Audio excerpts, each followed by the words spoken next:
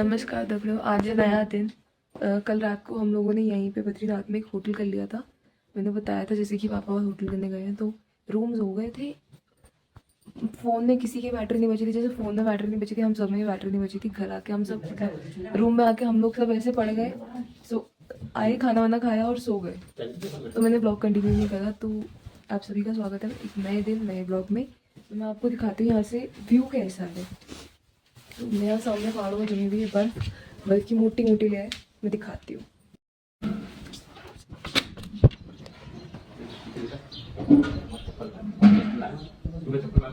ये व्यू आ रहा है मेरे रूम से, बाकी मैं बाहर जाकर दिखाती हूँ। ये एक ऑक्टा शेयरिंग रूम है, ऑक्टा बेड शेयरिंग रूम। मतलब सब लोग चेंज वगैरह कर रहे हैं, रेडी हो रहे हैं क्योंकि हम लोग निकल रहे हैं अब आगे के लिए। क्लियर नहीं आ रहा है। उस साइड के पहाड़ों में प्रॉपर बर्फ जमी हुई है। मतलब मंदिर परिसर से ज़्यादा दूर भी नहीं है। हम रुके हुए श्री रघुनाथ आश्रम में। उस साइड को पूरा ऊपर वाले पहाड़ों में बर्फ जमी हुई है। सो अभी हम लोग रेडी हो गए। मैं जस्ट उठी हूँ, ब्रश करके आई हूँ, जो मैंने सोचा ब्लॉग कंटिन्यू करती हूँ। अब हम लोग यहाँ से रेडी वेडी होकर निकलेंगे अपने गाँव के लिए। हमारा गाँव पड़ता है सतपुड़ी के पास।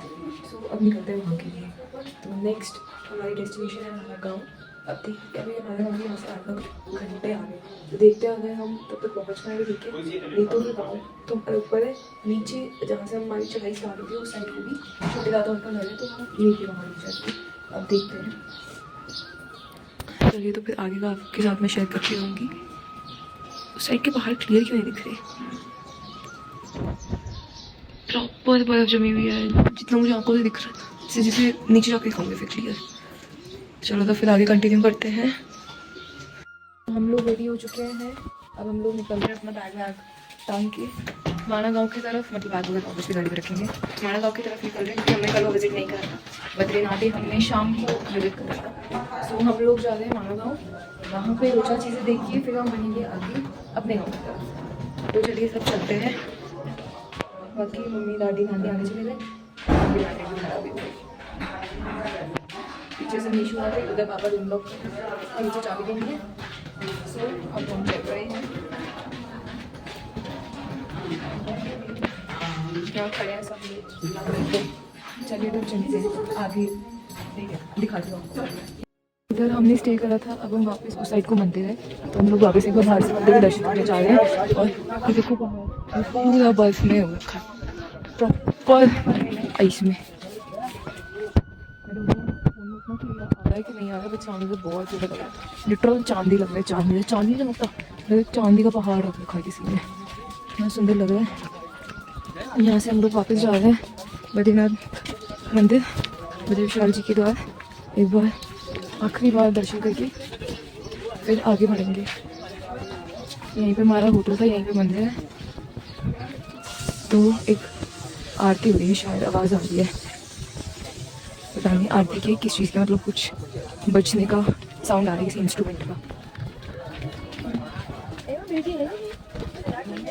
वो मंदिर पहुंच गए हम वापस बद्री विशाल के सामने। एक बार यहीं से हाथ जोड़ लेते हैं और फिर आगे अपना सफ़र कंटिन्यू करते हैं। तो बोलो जय बद्री विशाल। चलो फिर हम लोग यहाँ से निकल रहे हैं, आप लोग भी दर्शन कर लीजिए। चलो करते हैं आगे को अपने घर की तरफ, गांव की तरफ। तो दादी नानी जा रहे हैं, पापा भैया नीशू और मम्मा। चलो तब जय बद्री विशाल। तो ये देखो यहाँ से क्लियर दिख रहा है वो पहाड़, तो सुंदर व्यू है। अब हम यहाँ से ऑलमोस्ट ऊपर आ गए हैं और अब जा रहे हैं हम गाड़ी की तरफ।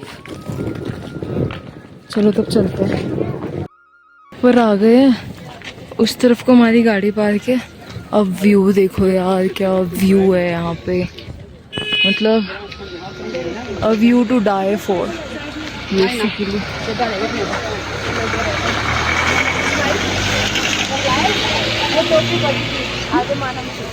इतना सुंदर लग रहा है वो तो पूरा वो है, क्या बोलते हैं,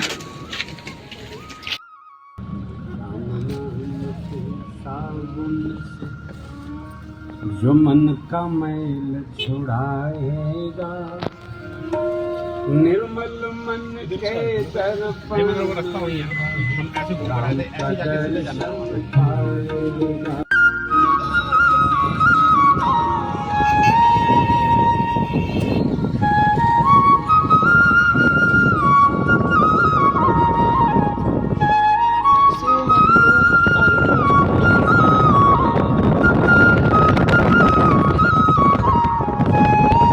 यहाँ पे वापस शायद चेकिंग वगैरह की टोल है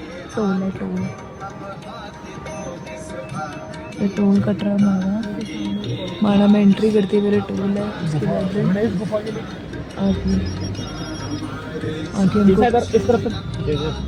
हम लोग यहाँ पे उतर चुके हैं, गाड़ी वो पार्क पे लगाएंगे, हम लोग उतर गए हैं और आगे चल रहे हैं।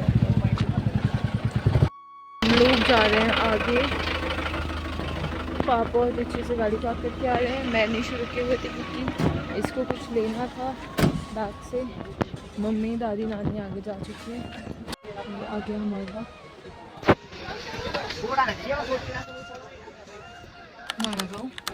वो लोग खड़े हैं वो लोग, तो फिर चलते हैं तब आगे। रुक जाओ अभी, पापा और को तो आन दो।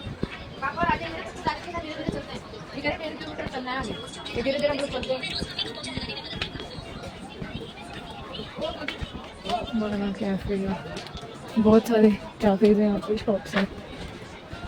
चलो तो अगने चौला घूम के वाला फिर जगह जगह भोजन भी करना। ऊपर की तरफ आ गए हैं, यहाँ पे काफ़ी सारे स्टोर हैं, गली गली जैसे रास्ते हैं, छोटे छोटे चढ़ाई भी है, उतराई भी है, प्लेन भी है, सीढ़ी भी है, सभी है। और ये इधर घर वगैरह, वो पता नहीं कौन सा मंदिर है, देखते भी आगे जाके।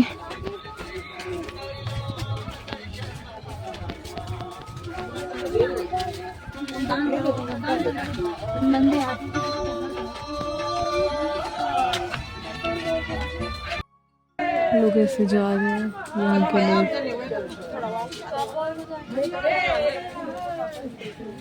लोग आते जा रहे हैं। हम लोग पापा औरों का वेट कर रहे हैं, आ गए पापा और भी।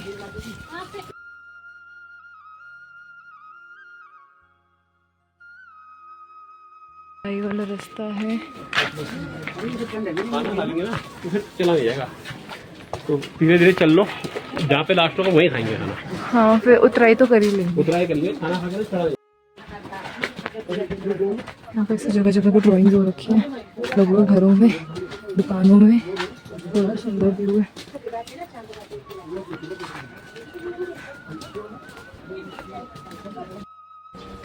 यहाँ पे बड़े अंकल बता रहे थे कि 300 साढ़े 300 दुकानें हैं यहाँ पे।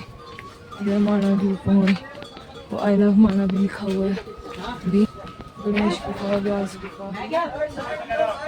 तो हम लोग पहले जा रहे हैं गणेश गुफा व्यास गुफा की तरफ, फिर हम जाएंगे भीमपुल सरस्वती धाम केशव प्रयाग।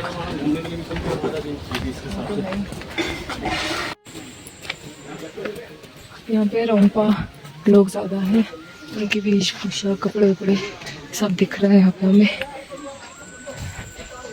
गुफा तो यही था, तो आगे गणेश गुफा तो आ गई, उधर से थोड़ा सा ऊपर है गणेश गुफा, पर व्यास गुफा के लिए थोड़ा सा आगे जाना है।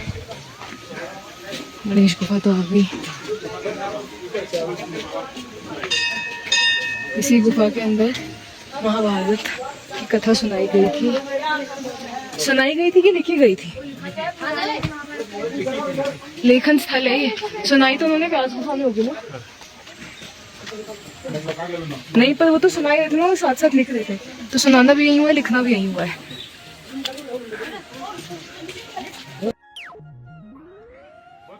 यह है गणेश गुफा, जिसका जिक्र सिर्फ इतिहास में नहीं, भक्ति और लेखनी के एक अनोखे मिलन के रूप में होता है। यहाँ महर्षि वेदव्यास ने महाभारत का उच्चारण किया और गणेश जी ने बिना किसी विलंब के लिखा। ऐसा कहा जाता है कि गणेश जी ने एक शर्त रखी थी, व्यास जी बिना रुके बोलेंगे, और व्यास जी ने एक शर्त रखी थी कि गणेश जी बिना समझे कुछ भी नहीं लिखेंगे। तो तो एक समय ऐसा आया जब गणेश जी का कलम टूट गया। तब उन्होंने क्या करा, अपना दांत तोड़कर उसे कलम बनाया। इसीलिए इसी जगह से उनका नाम एकदंत भी पड़ा। आज भी ये गुफा एक शांत और दिव्य आभा से भरी हुई है, जहाँ जाकर ऐसा लगता है कि जैसे समय ठहर गया और आप किसी महागाथा की साक्षी बन गए। यहाँ से फिर आगे चलते हैं व्यास गुफा की तरह।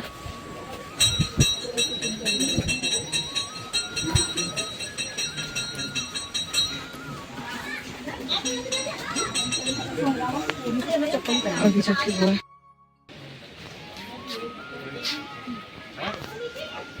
यहाँ पे टोपी में भी लिखा हुआ प्रथम गाँव माना। और यहाँ पे हम देखते हुए आ रहे हैं कि काफी लोग खुद से वो बुनाई नहीं करते स्वेटर्स वगैरह, वो कर रहे हैं और फिर सेल कर रहे हैं। मतलब यहाँ पे मोस्टली चीज़ें खुद से बनाई हुई है, ऐसे मार्केट चलाई हुई नहीं है। खुद से सिल रखा है लोगों ने, खुद से बुन रखा है बस। सूर्य देवता आ गए हैं।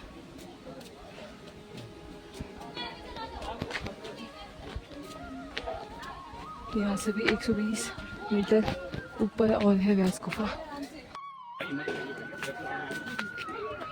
इनकी बज गई बैंड, इनकी बज गई बैंड चढ़ते चढ़ते।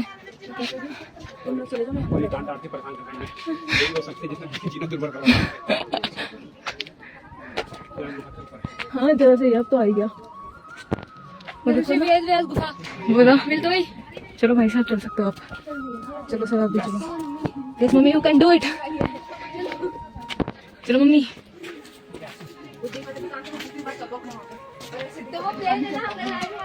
हम पहुंच गए श्री वेद व्यास जी गुफा। अब हम गणेश गुफा से ऊपर की तरफ जा रहे हैं। यहाँ से थोड़ी चढ़ाई करके ऊपर आता है व्यास गुफा। तो व्यास गुफा माणा गांव का एक ऐसा स्थान है जो न केवल धार्मिक रूप से पवित्र है, बल्कि भारत के ज्ञान का एक ऐसा जीवंत प्रतीक भी है। कहा जाता है कि यही वो जगह है जहाँ महर्षि वेद व्यास ने महाभारत के साथ साथ 18 पुराणों, वेदों और ब्रह्म सूत्र जैसे महाग्रंथों का सृजन किया था। और उनके उच्चारित शब्दों को लिखने के लिए भगवान गणेश स्वयं उपस्थित हुए थे। यहीं पे एक शिला यानी कि एक पत्थर भी स्थित है, जिसे व्यास पोथी कहा जाता है, जिसमें भागवत मूल मंत्र जो कि है ओम नमो भगवते वासुदेवाय नमः, स्वयं वेद व्यास जी द्वारा अंकित किया गया है। उन्होंने स्वयं लिखा है। उनकी लेखनी में ये आज भी अभी भी वहां पे रखा हुआ है, जिसका आशीर्वाद हमने लिया। व्यास जी की मूर्ति गुफा के अंदर स्थापित है, लेकिन गुफा के अंदर रिकॉर्डिंग अलाउड नहीं थी। शायद इसी वजह से उस गुफा की पवित्रता और भी अच्छे से महसूस हो रही थी। जब आप गुफा में खड़े होते हो तो ऐसा लगता है कि जैसे हर पत्थर पर किसी ग्रंथ का अध्याय लिखा हुआ हो और गुफा की हर दीवार कोई कहानी सुना रही हो। इतना प्यारा हमें वहां पे एक्सपीरियंस हुआ था, मैं शब्दों में बयान नहीं कर सकती। अपन जा रहे हैं भारत की पहली चाय की दुकान में, इंडिया फर्स्ट टी शॉप माणा गाँव की दुकान। तो अब अंदर चलते हैं। है क्यों जाएगा?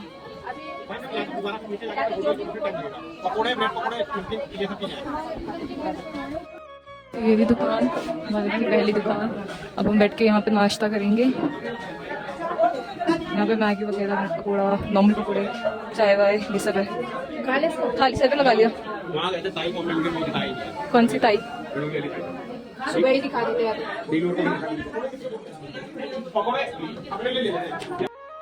और तब नानी दादी कैसा लग रहा है भारत की पहली दुकान की चाय पी के? मीठी लग रही है, बढ़िया लग रही है। बढ़िया। यहाँ पे दादी और ने मंगाए ब्रेड पकोड़े। हम भी खाते हैं। हम लोगों ने मंगाई मैगी पहाड़ों वाली। ये यहाँ बैठ के मम्मी यहाँ पे बैठ के कॉफी और ब्रेड पकोड़ा खा रही है। हमारे पहाड़ दिखने के लिए हम लोग यहाँ से निकल रहे हैं और आगे जा रहे हैं। जैकेट उतर रही है क्योंकि धूप आ गई, हवा तो अभी ठंडी चल रही है, पर जैकेट उतार दी।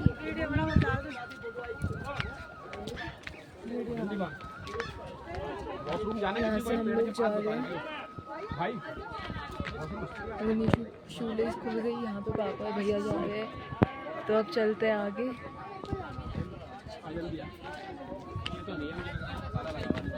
नीचे होगा, तो अब हम लोग यहाँ से नीचे उतर रहे हैं और आगे चल रहे हैं सरस्वती नदी की तरफ। तो आगे कंटिन्यू करते हैं। हम लोग वहाँ ऊपर से आ चुके हैं। अब हम जा रहे हैं भीमपुल सरस्वती नदी की तरफ। यहाँ से 300 मीटर आगे।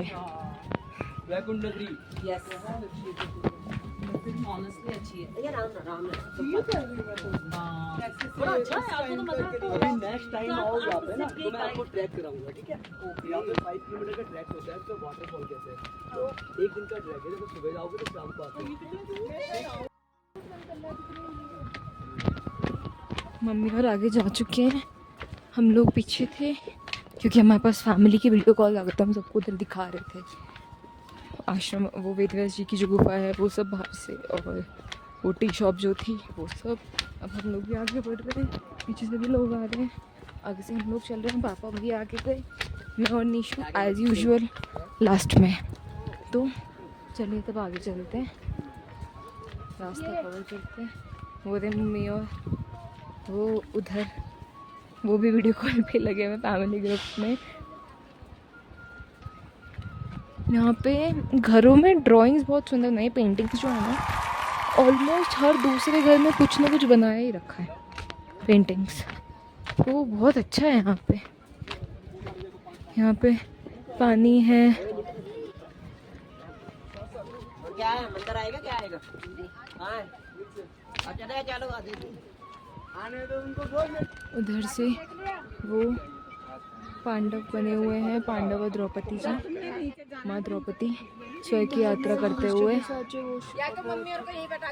और धर्मराज युधिष्ठिर के साथ जो आगे वो चल रहे थे ना, है ना, जो उनके साथ डॉग चल रहा था, श्वान जो चल रहा था, वो भी आगे बना रखा है। अगर हम उस साइड को जाते हैं तो वीडियो दिखाती हूँ बना के क्लियर।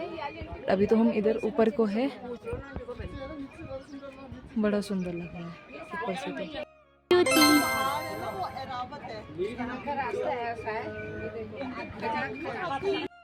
तो ये जो सामने पर्वत है, ये है ऐरावत पर्वत, जिसका नाम जुड़ा है इंद्रदेव के दिव्य हाथी, उनके वाहन ऐरावत से।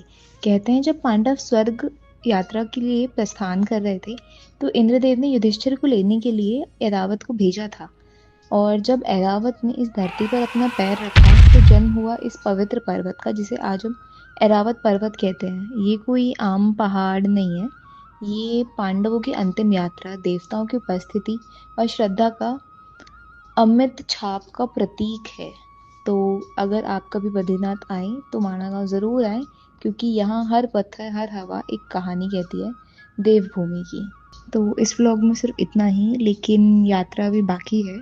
अगले व्लॉग में हम माणा गांव को और एक्सप्लोर करेंगे और देखेंगे कुछ और अद्भुत और पवित्र स्थल। अगर आपको वीडियो पसंद आई हो तो कमेंट में ज़रूर बताएं कि क्या सबसे ज़्यादा अच्छा लगा आपको, और वीडियो को लाइक, शेयर और सब्सक्राइब करना ना भूलें। यूं ही जुड़े रहे मेरे साथ इस सफ़र में। मिलते हैं अगले ब्लॉग में, तब तक के लिए जय बद्री केदार, जय भैरव निरंकार, जय देवभूमि उत्तराखंड। बाय।